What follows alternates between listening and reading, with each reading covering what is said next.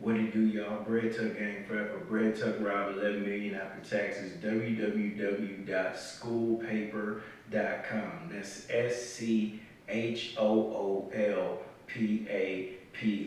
Man, I was driving on my way to the mall or something, and a good friend of mine texted me. He said, "Check out this movie, this documentary on Netflix." And the name of the documentary is Poverty Inc. I said, cool. I looked at it last night, man. Informative, super informative. And that was basically a documentary about how the U.S. uses charity as a strategy to allow to not allow other countries to evolve. Okay, it's a strategy used to keep other countries under. Okay, not to be able to thrive. Now watch this. Every time we look on TV and we see Africa, Africa has these small children with bloated stomachs and flies flying around them. And in the documentary, they were talking to Africans, and the Africans were like, "Nah, man, they just showing you an image, but one of that image is not how Africa is. Africa is the richest continent on the planet, and a lot of the other countries get their resources from us, and they wouldn't be able to survive without the resources." There's a material in your phone that's from Africa. I forget what it's called. It's a material that's used to run cars that's from Africa. And the Africans were upset. They're like, man, they trying to paint this horrible picture of us, but we're so necessary to the US. Now watch this. We're going to Haiti real quick.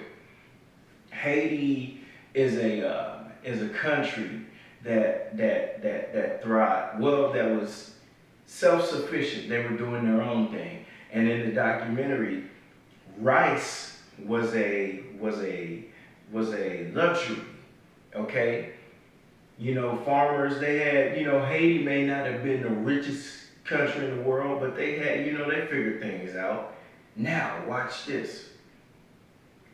When Haiti had the tsunami, okay, America, we get the relief, Haiti relief, blah blah blah, woo woo woo. We sent a bunch of stuff to them, okay. We're sending all this food, all this clothes to them, and in the documentary, the Haitians were like, man, thank you, thank you for caring, thank you for helping us during our time of need, but you helped us for far too long,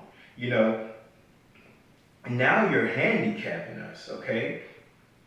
We just needed your help for a short while. We're proud people. We can figure it out after a while. But what happened is Haiti is still getting free stuff till this day. And while as Americans or whatever, Americans look at it like, yeah, we're helping. Yes, we're helping.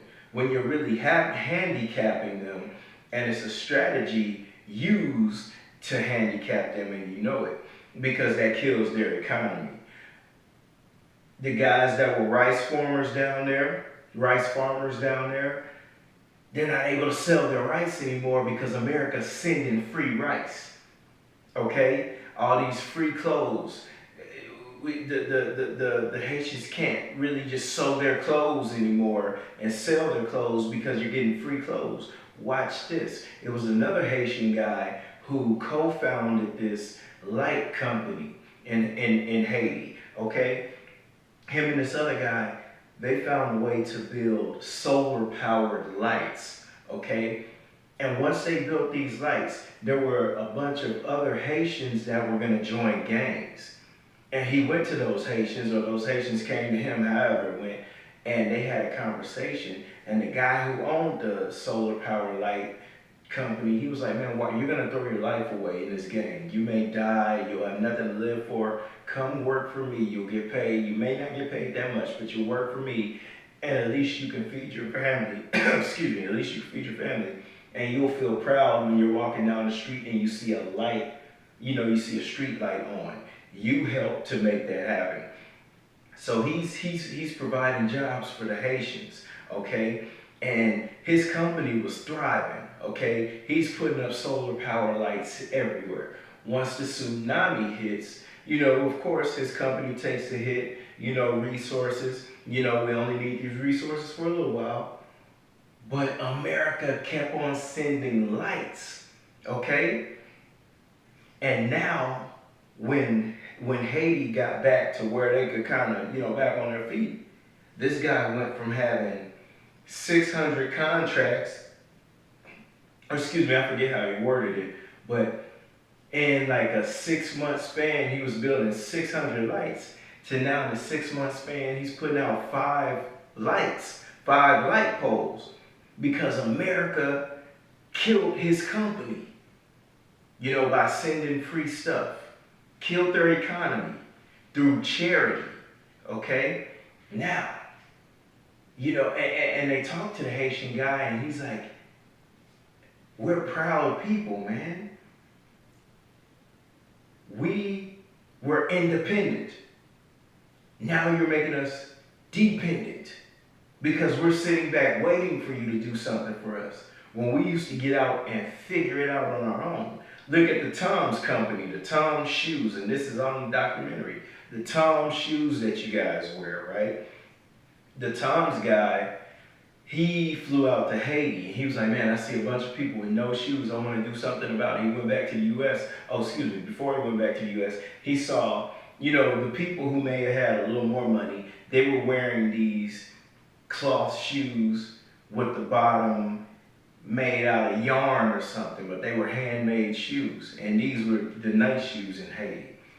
That guy went back to the U.S., pretty much copied that model, but made it a little better. I mean, the shoes that they showed in the documentary were, the Toms were just a upgraded version of those, okay? And if you know Toms are what, like $60 or something? They're overpriced because when you buy a pair, you're buying a pair for yourself, but you're also buying a pair to be shipped overseas to somebody else, okay? Which seems like a good gesture. Yeah, man, let's go buy some Toms. Let's go buy some Toms so we can help somebody out, okay?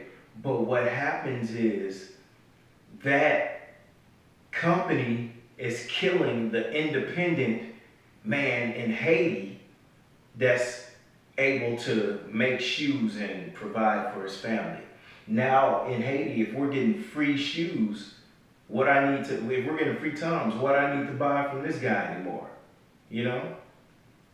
And that's, this whole video is saying that, this whole documentary was saying that charity is handicapping other cultures, okay?